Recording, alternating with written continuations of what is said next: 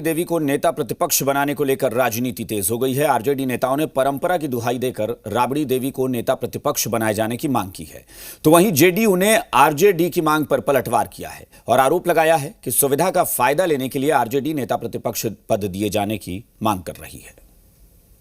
नेता प्रतिपक्ष को लेकर राजनीति गरमाई। विधान परिषद में चाहिए विपक्ष की कुर्सी। आरजेडी की मांग पर जेडीयू का पलटवार।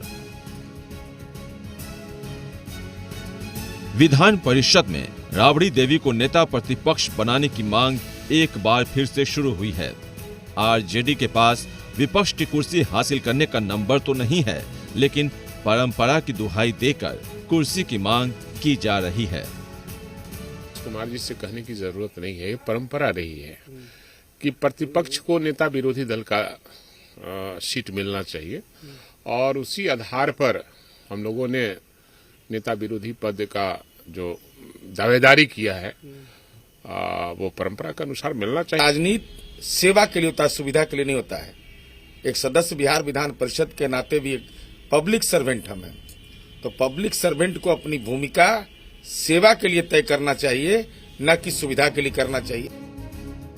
दरअसल जून महीने में 5 एमएलसी आरजेडी छोड़कर जेडीयू में चले गए, जिसके बाद आरजेडी के पास सिर्फ 6 सदस्य ही रह गए। ऐसे में संख्या बल के आधार पर नेता प्रतिपक्ष की कुर्सी राबड़ी देवी के हाथों से निकल गई। लेकिन इसमें एक और खेल है। बिहार विधान परिषद में कुल 75 सीट हैं, लेकिन अभी सदन में 62 ही सदस्य हैं। आरजेडी की दलील है कि वर्तमान सदस्यों की संख्या के लिहाज से आरजेडी को नेता प्रतिपक्ष का पद दिया जाना चाहिए। कांग्रेस का भी कहना है कि जरूरत पड़ी तो कांग्रेस के 4 और सीपीआई के 2 सदस्य सभापति को लिखित रूप में आरजेडी को नेता प्रतिपक्ष की कुर्सी दिए जाने का समर्थन पत्र दे सकते हैं। गौरतलब है कि बिहार विधान परिषद के नियम के मुताबिक सदन में प्रतिपक्ष का नेता बनने के लिए दावा करने वाली पार्टी के सदन में कम से कम 10 सदस्य होने चाहिए। हालांकि इससे पहले 9 सदस्य पूरे होने के साथ ही आरजेडी नेता गुलाम गौस को नेता प्रतिपक्ष का दर्जा दिया जा चुका है।